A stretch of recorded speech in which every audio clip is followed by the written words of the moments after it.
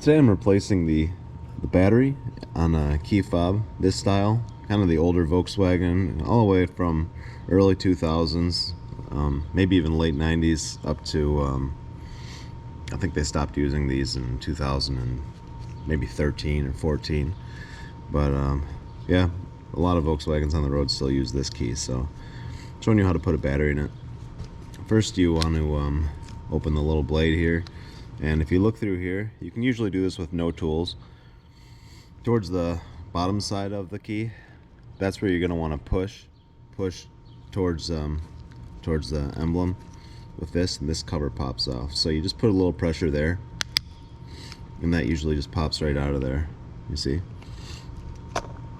With that released, you can just, this kind of little pick comes in handy, but this back side needs to come up and then it unhooks from the front. So just like that. Just pay attention to which way this goes in. This goes so the positive is outwards.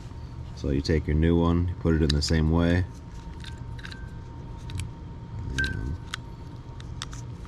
like that. Take your cover, it kind of snaps right back into place, and then you're good to go. So thanks for watching.